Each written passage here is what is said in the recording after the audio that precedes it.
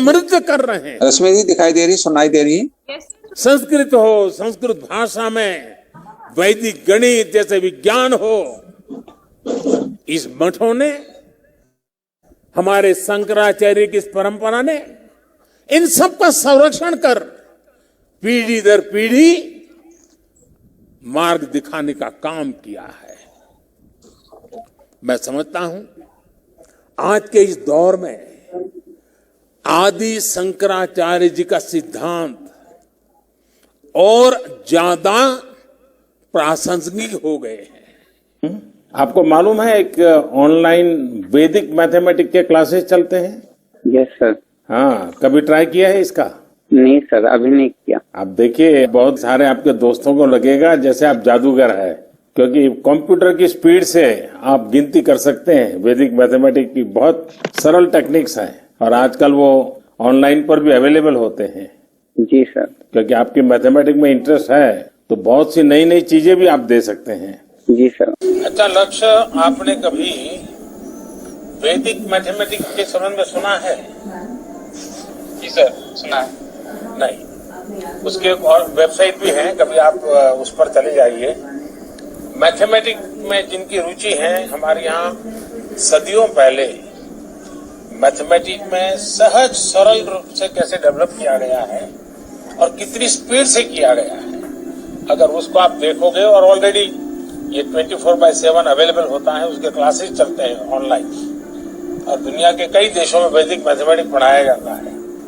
तो आपकी मैथमेटिक्स में इतनी रुचि है, मैथमेटिक्स के द्वारा आप नई नई चीजें कर रहे हैं, हो सकता है आप उसको देख करके बहुत बढ़िया बढ़िया गेम बना सकते हैं। इतनी सरलताएं हैं उसमें, और जिनको मैथमेटिक्स में रुचि नहीं है उन बच्चों का भी कॉन्फिडेंस लेवल एकदम से बढ़ जाता है। उसको लगता है ये तो बड़ा आसान है, मैं आसानी से कर सकता हूँ। तो एक तो मेरा सुझाव रहेगा कि आप कभी इसको देखिए। देखिए लक्ष्य जी और आपकी टीम, मुझे खुशी हुई कि खेल खेल में ट्रिगोनोमेट्री सिखाने का आपका ये कॉन्सेप्ट सचमुच में विद्यार्थी आलम के लिए तो बहुत ही उपयोगी होगा। इसमें भारत के महान गणितज्ञों का योगदान अहम रहा है और ये हमारे देश की एक विरासत है, बड़ी ताकतवर विरासत है, और इसका परिचय भी हमारे युवाओं को हो। क्या इसके अंदर वो भी एलिमेंट कहीं है क्या? Sir, at now there is no such type of element, but thank you for this suggestion and we will work on it and add this element in our game. चलिए, मेरी तरफ से आपको बहुत बहुत शुभकामनाएं हैं और मैथमेटिक्स में लोगों की रुचि बढ़े, इसके लिए शायद ये बहुत ही उपयोगी होगा। मेरी तरफ से आपको बहुत शुभकामनाएं, बहुत धन्यवाद।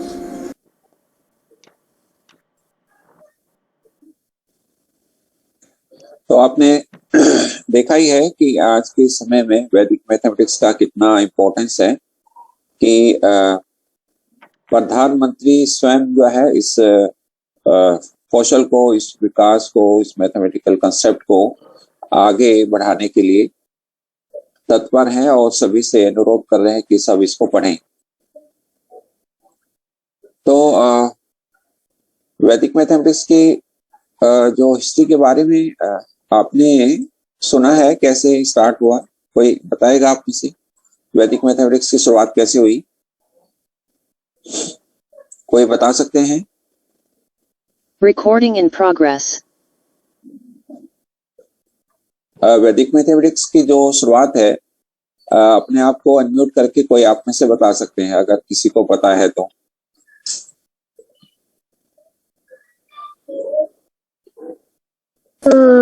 जी सर, भारती कृष्ण तीर्थ जी थे जो शंकराचार्य रहे थे पुरी के। उन्होंने बताया था कि वेदों से सब चीजें सीखी जा सकती हैं, तो उन्होंने कुछ सूत्रार्थ वेदों से डिराइव किए थे संस्कृत में, फिर उनको एक्सप्लेन किया था, तो उसी से शायद वैदिक मैथ स्टार्ट हुआ। आपने कहाँ से पढ़ाई है, क्या नाम है आपका, नाम बताएं और थोड़ा इंट्रोडक्शन। मैं रीमा अग्रवाल हूँ और ये सब मैंने नेट से ही देखा है, मतलब उनके बारे में। ओके, ठीक है। अब क्या आपने क्या पढ़ाई की हुई है आपने? जी सर, मैं बीएससी मैथमेटिक्स हूँ। अच्छा अच्छा, ठीक है, बहुत ही अच्छा, सुंदर बताया। और कोई बताना चाहेंगे आप में से?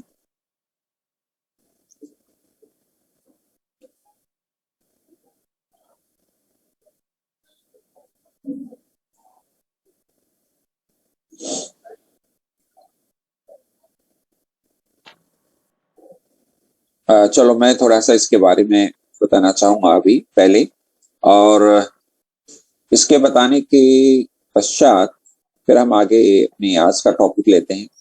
और ये भी बहुत जरूरी है कि हमें ये पता होना चाहिए कि वैदिक मैथमेटिक्स की शुरुआत कैसे हुई, और अ, इसकी जो स्टार्टिंग में किस प्रकार से इंटरप्रेट किया गया ये सूत्र। 1911 में स्वामी जी से ये पूछा गया था कि यस इज द वैदिक मैथमेटिक्स या मैथमेटिक्स एग्जिस्ट इन वेदास और नॉट। तो वो बहुत बड़े विद्वान थे, स्कॉलर थे, और संस्कृत और अन्य, आप जानते हैं कि 6 विषयों में इन्होंने इकट्ठा एमएससी एमए किया था, 6 विषयों में। और वैसे संस्कृत भी था, मैथमेटिक्स भी था, साइंस भी था, और फिलोसफी भी था। और इस प्रकार के जब उनको डिग्री मिली तो उन्होंने जब ये पढ़ा होगा तो देखा कि यस, इसमें लिखा हुआ है कि गणित सूत्रार्थ, ऐसे करके उसमें लिखा हुआ था। तो 1911 में ये जब पूछा गया तो उन्होंने 1918 तक श्रृंगेरी मठ में उन्होंने इसके ऊपर कंसंट्रेट किया, इसके ऊपर अध्ययन किया, और इसके ऊपर जो विषय जो भी थे उन्होंने बहुत ही अच्छे ढंग से इसके ऊपर प्रकाश डाला। तो उन्होंने कहा कि ये जो लिखे हुए हैं इस गणित सूत्र, तो ऐसा करके उन्होंने अध्ययन करके 16 सूत्र और 13 उपसूत्र, जिसको करोलरीज भी कहा जाता है, कि 16 सूत्र और 13 उपसूत्र के माध्यम से उन्होंने मैथमेटिक्स को डेवलप किया। तो बट उसके उपरांत जो है वो काफी जो है पूरे वर्ल्ड में जाते रहे और लेक्चर सीरीज उनकी रही। 1951 में उन्होंने एक डायरी भी लिखी, मेरे पास वो डायरी है, तो आई विल शो यू।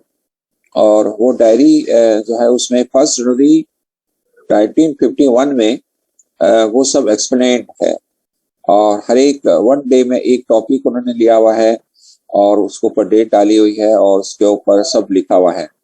तो 1951 दिसंबर 31 दिसंबर तक ये लिखी गई। और बट ये बीच में कुछ डेज की वो ऑन द रिकॉर्ड नहीं है, कुछ हो सकता है वो स्कैन नहीं हो पाई या और कोई कारण हुआ। लगभग अबाउट 70 डेज की डायरी इसमें नहीं है। तो ये जो डायरी है ये सोर्स है, ये सोर्स हमारे लिए जो बुक सबसे पहले 1965 में प्रिंट हुई थी, वो सबसे पहले जो बुक आई, जो कि आपके एक विश्वविद्यालय द्वारा, बीएचयू द्वारा ये प्रिंट हुई थी। और उसमें वीएस अग्रवाल हैं, उन्होंने इसमें लिखा है कि ये जो वैदिक मैथमेटिक्स है, ये इसका जो नाम जो रखा है वो वैदिक क्यों रखा है, और वैदिक के साथ गणित लगाया है, तो वैदिक गणित क्यों लिखा है। उन्होंने ये कहा कि जो वेदों से प्राप्त सूत्र है, कई अब लोग ये कहते हैं क्या ये वेदों में सूत्र है, क्या ये इस प्रकार से लिखे होते हैं, क्या इस प्रकार से उसका इंटरप्रेट किया हुआ है, तो इसके ऊपर प्रश्न है थोड़ा सा। तो ये जो सूत्र है ये इस वे से लिखे हुए हैं वहां पर कि सूत्र रूप में लिखे हुए हैं। हालांकि इस जो प्रेजेंटेशन या जो स्वामी जी ने इंटरप्रेट किया हुआ है उस तरीके से उसमें से उदाहरण नहीं है वहां पर, लेकिन फिर भी वो सूत्र ये लिखे हुए हैं।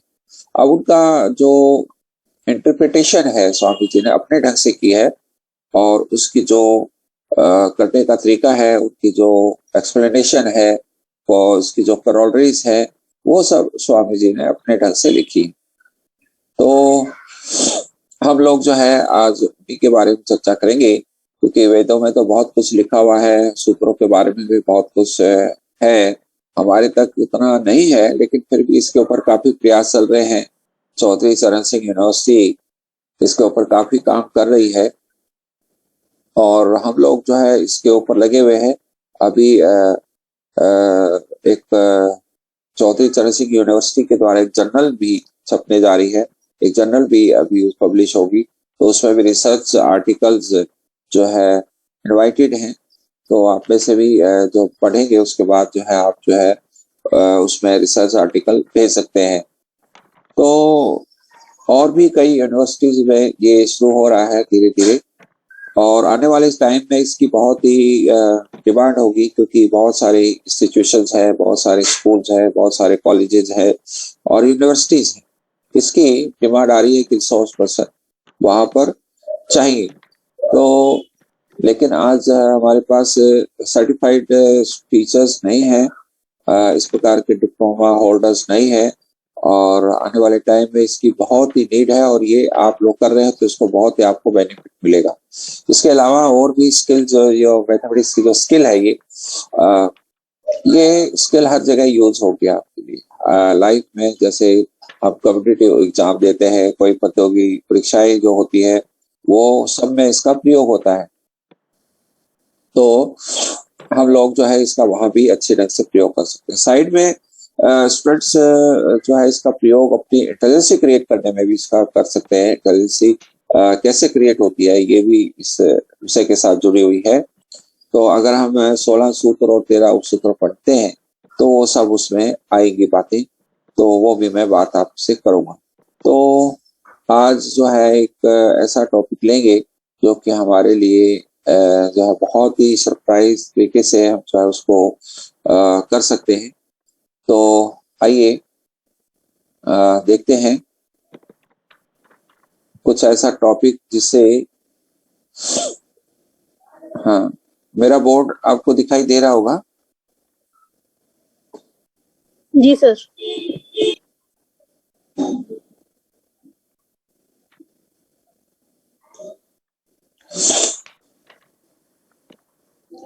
अगर आपको कोई प्रॉब्लम है तो आप अनम्यूट करके पूछ सकते हैं, और आप चैट बॉक्स में भी आप जो है अपना कोई क्वेश्चन डाल सकते हैं, और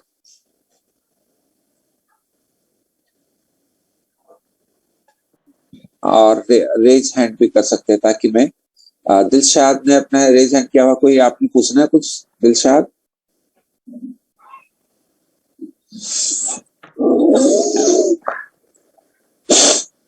यस,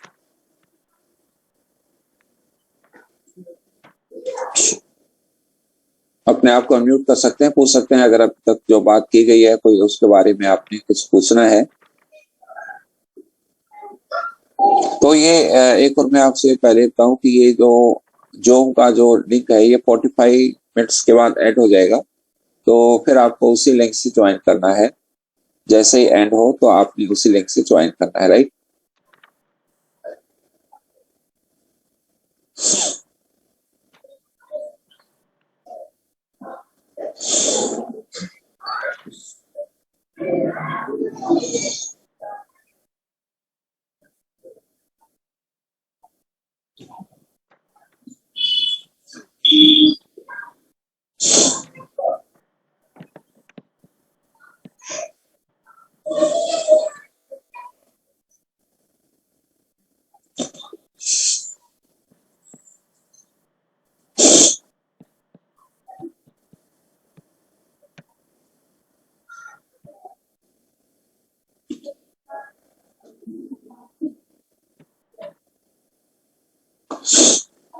आपने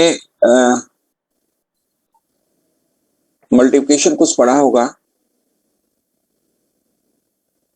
कौन कौन से मेथड आपने मल्टीप्लिकेशन में पढ़े हैं अभी तक?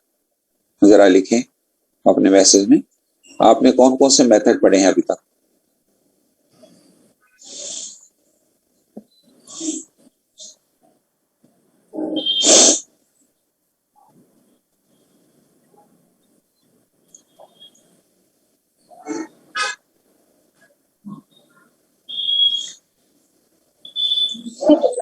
vertically cross and deviation.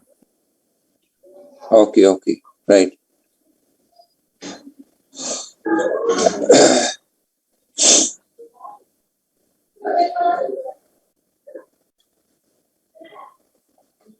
ठीक है, तो आज हम जो है इन्हीं के बारे में थोड़ा सा और एक्सटेंड करेंगे कि इसके एप्लीकेशन और कहाँ पर हैं। तो आइए थोड़ा सा इसको एक्सटेंड करते हैं। ये जो आपने डेविएशन मेथड पढ़ा है, डेविएशन मेथड का कोई प्रूफ आपको पता है इसका कि कैसे यूज हो रहा है?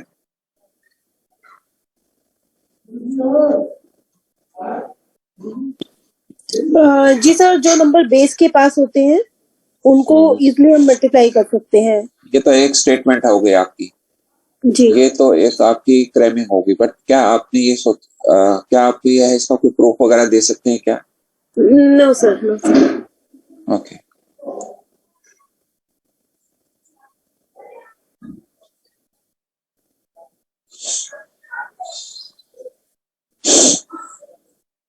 तो इसका जैसे बहुत से टॉपिक ऐसे हैं, कई पूछ सकते हैं अभी हम ये ऐसा क्यों कर रहे हैं, ये क्या कर रहे हैं, ये तो ठीक है, लेकिन क्यों कर रहे हैं ये अपने आप में क्वेश्चन है। जैसे मैं एक एग्जांपल लेता हूँ, मान लीजिए मैं ले रहा हूँ 107 into 111, राइट। तो ये लिया, जैसे इसका जो डेविएशन है, इसका जो डेविएशन है यहाँ पर क्या है 7 है, और इसका डेविएशन यहाँ पर क्या है 11, राइट। तो हम इसको जो यूज कर सकते हैं, इसको हम कैसे यूज कर सकते हैं, तो 7 into यहाँ पर मल्टीप्लाई किया राइट में, और लेफ्ट में क्या करते हैं ऐड करते हैं। 2-3 तरीके हैं इसको आगे इसको करने के। तो ये एक तरीका है 7 into 11 और 7 plus 11, ये आपका तरीका है, आप जानते हैं। ऐसा हम 2 तरीके से कर सकते हैं इसको।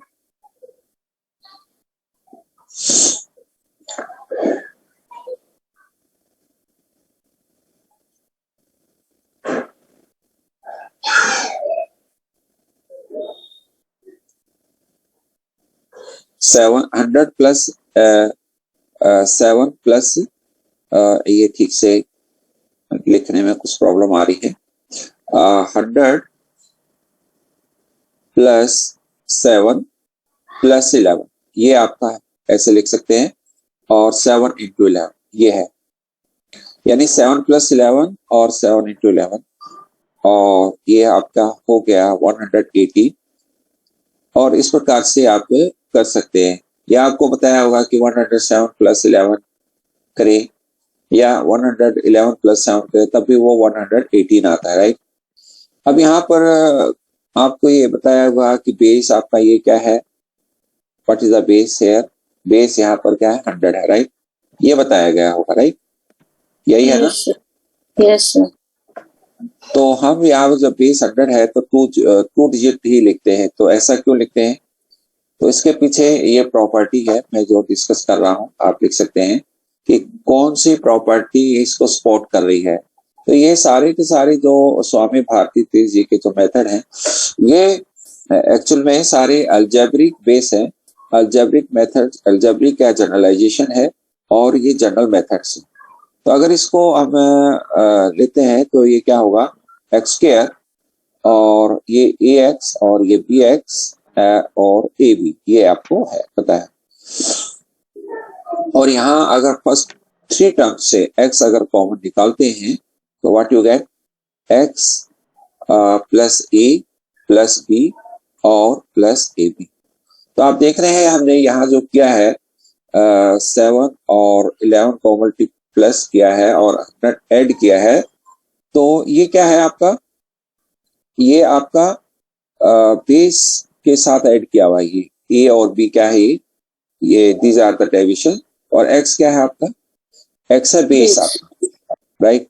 और यहाँ x से मल्टीप्लाई किया हुआ है, बेस से मल्टीप्लाई किया हुआ है, यानी x आपका 100 था, और x आपका 100 है, a आपका मान लीजिए यहाँ पर 7 है, और b आपका 11 है, और ये और साथ में a और b यहाँ पर a एंड 11, 7 एंड 11 ये है, और ये आपका 118 हो गया ब्रैकेट में, इंटू 100 करेंगे तो 20 आ गई, और 77 ही हो गया। और ये हमने 20 में अगर 77 ऐड करते हैं तो ये आंसर वही आता है, राइट।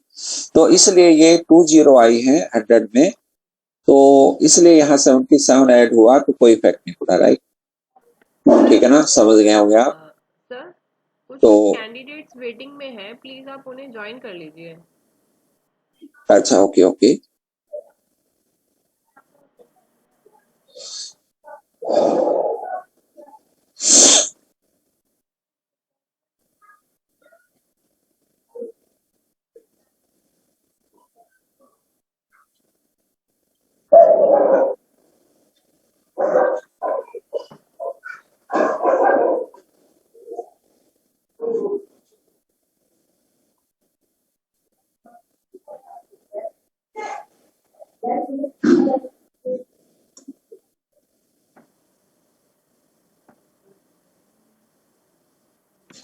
हो गया ज्वाइन?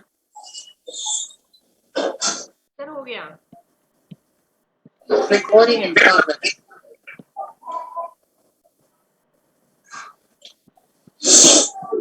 ज्वाइन हो गए सभी? Yes sir.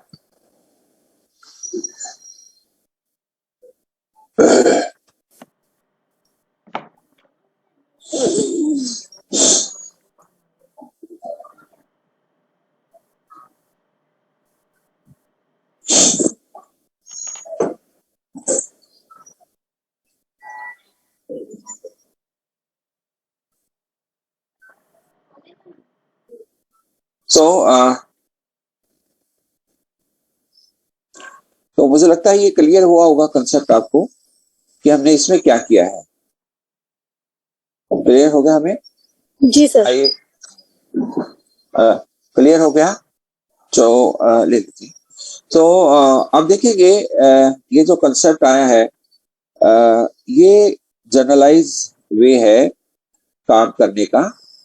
और अब देख रहे हैं अगर 105 को 111 को अगर हम मल्टीप्लाई करते हैं तो क्या आया? 106 एंड 05। तो 05 क्यों लगाया? क्योंकि आप जानते हैं कि 106 इंटू 100, इसके नीचे देख देख 106 इंटू 100 जब हम यहाँ पर करते हैं तो आप यहाँ देख रहे हैं कि आप 106 इंटू यहाँ पर 2 जीरो आती हैं, इसलिए यहाँ पर हमें +5 करेंगे तो 10605 यहाँ पर आता है, राइट? तो मुझे लगता है कि आपको ये क्लियर हो गया होगा कि अगर बेस 100 था तो हम राइट की ओर 2 डिजिट ही क्यों लिखते हैं? 2 डिजिट? आप तो यहाँ क्लियर हो गया होगा हमें, राइट? तो ये एस्पेक्ट, ये जो अंडरस्टैंडिंग होना स्टूडेंट्स को बहुत जरूरी है। ये बेसिक करवाना हमें बहुत जरूरी, बेसिक कंसेप्ट जो क्लियर करवाना बहुत जरूरी है कि हम ऐसा क्यों करते हैं। क्योंकि बहुत सारे लोग जब ये पूछते हैं कि वे ऐसा क्यों करते हैं, और ऐसा ना हो कि ये एक ऐसा इंटरप्रेट जाए हमारी सोसाइटी में कि ये सब जो है ये भी एक क्रैमिंग है, बल्कि ये क्रैमिंग नहीं होना चाहिए। ये जो स्टडी है आप जानते हैं जो एनईपी आई है, एनईपी क्या कहती है? एनईपी जो 2020 जो है नेशनल एजुकेशन पॉलिसी, ये कहती है कि कॉम्पिटेंसी बेस्ड जो है, कॉम्पिटेंसी बेस ये हमारी जो है स्टडी होनी चाहिए। कॉम्पिटेंसी बेस जो है इसकी टीचिंग होनी चाहिए। तो ये कब होगी? जब स्टूडेंट्स को हम क्या करेंगे, ये कॉम्पिटेंसी बेस जो है टीचिंग जब हम खुद अडॉप्ट करेंगे, जब ही ये स्टूडेंट्स को दे पाएंगे, अदरवाइज हम नहीं दे पाएंगे, क्रैमिंग कराएंगे तो फिर नई एजुकेशन पॉलिसी का और वैदिक मैथमेटिक्स का इस कंसेप्ट का वो रोल खत्म हो जाएगा। तो आपको हमें कॉम्पिटेंसी बेस्ड टीचिंग करनी है और वैदिक मैथमेटिक्स के सूत्रार्थ का जो प्रयोग करना है वो हमें यहाँ पर प्रयोग करना है। तो यहाँ पर जो सूत्र आपने जो पढ़ा है, डेविएशन आपने पढ़ा था, तो उसमें सूत्र का प्रयोग कौन सा लग रहा है? निखिलम नवतः, ये सूत्र नंबर 2 है। सूत्र 2 का प्रयोग करते हुए हमें इन सूत्रों को प्रयोग करते हुए और उनको याद करते हुए आगे बढ़ना चाहिए। निखिलम नवतश्च और चर्मम दस्तः, नवतश्च ऐसे डाले, चर्मम CARMAM, चर्मम दस्तः, ये पूरा सूत्र है। और हिंदी में मैं लिख देता हूं निखिलम, ये हिंदी में लिख रहा हूं, निखिलम नवतस्य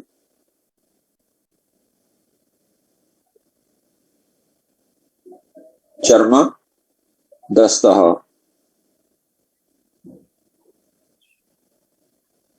तो ये सूत्र है।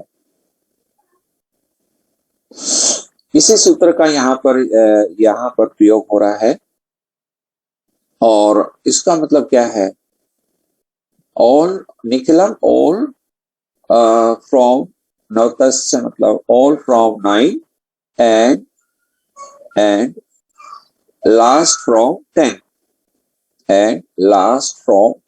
राइट, लास्ट फ्रॉम 10, ये है इसका मतलब सारे 9 में से और अंत वाले 10 में से। यानी जो अभी डेविएशन का जो आपने प्रयोग किया है, इसी सूत्र की सहायता से हम प्रयोग करेंगे। जैसे आप जानते हैं कि 97 है और 90 आपका पाई है, ये आपको पता है कि इसका जो बेस है वो था फ्रॉम 100, दोनों का जो बेस है वो 100 है।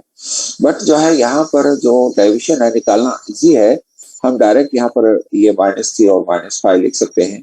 तो इस सूत्र का प्रयोग कैसे हुआ? जो सूत्र 2 का प्रयोग कैसे हुआ? सूत्र 2 का ऑल फ्रॉम 9 यानी 97 मतलब सारे 9 में से माइनस करने हैं और अंत में 10 में से, यानी अंत 10 में से माइनस करना है तो 3 हो गया और ये 9 में से 9 है 0, तो -3 ये जो है हमने इसलिए ये डेविएशन लिखा है। इसी प्रकार से -5 कैसे आया हमारा? तो 95 है ऑल फ्रॉम 9 और लास्ट फ्रॉम 10, तो 05 आ जाएगा। तो ये सूत्र का प्रयोग, इस सूत्र को कई जगह प्रयोग और भी कर सकते हैं, टेबल राइटिंग में कर सकते हैं और भी कई बिगर डिजिट्स को स्मॉलर डिजिट्स में कन्वर्ट करने में कर सकते हैं। तो ये तो अभी नजदीक था। अब जैसे स्टूडेंट्स को मान लीजिए 67 लिखते हैं तो ये नहीं कर पाएंगे कि भी ये कितना बेस डेविएशन होगा, तो हमें इसमें सूत्र का प्रयोग करें तो ये जल्दी हो जाएगा। यानी 6 को हमें 9 में से माइनस करें तो यू गेट 3 और लास्ट को 7 में से 10 में से माइनस करें तो यू गेट 3, तो -33 इसका डेविएशन होगा। तो इस सूत्र से मान लीजिए 9 आपका जो है आपका ये आता 71, तो इसका क्या होगा इस सूत्र के द्वारा वो आप करते हैं। तो सूत्र का नाम फिर आप ध्यान में कर लें, सूत्र सभी को याद होना चाहिए। आपको एक जो है सूत्र के बारे में सब मीनिंग और ऐसा डिस्कस करेंगे, लेकिन आज जो है एक ही सूत्र के बारे में ज्यादा डिस्कस करेंगे और जिसका नाम है निखिलम नवतस्य चर्मं दस्तः। इसका मीनिंग भी आपको क्लियर हो गया होगा और ये जो इसका जो हिंदी और इंग्लिश जो वर्जन है वो भी आपको यहाँ बताया गया है। अब जैसे 971 का है, देखिए क्या होगा इसका deviation. What is the deviation of 971? -29. हाँ, 9 - 7 you get 2 and 10 - 1 you get 5, right? तो ये होगा -1, राइट। तो ये सूत्र अगर नंबर जो है बड़े नंबर है तो ये सूत्र जो है काफी हेल्पफुल है इस प्रकार के डेविएशन फाइंड आउट करने में। तो मुझे लगता है कि इस प्रकार से आप पढ़ेंगे तो सूत्रों का प्रयोग करते हुए काफी हेल्पफुल होगा और इस प्रकार से जब अलजेब्रिक प्रूफ सामने आएंगे और उसका प्रयोग करेंगे तो मुझे लगता है कि ये हमारे को और हमारे आने वाले जब आगे हम समझाएंगे तो स्टूडेंट्स को बहुत ही आसान रहेगा। ठीक है, तो आपने जो ये देखा है, ये जो आपने किया है, तो आपको और कुछ इसमें पूछना है? अभी तक जो हमने बात की है, किसने इस बारे में और कुछ पूछना हो तो बताइए।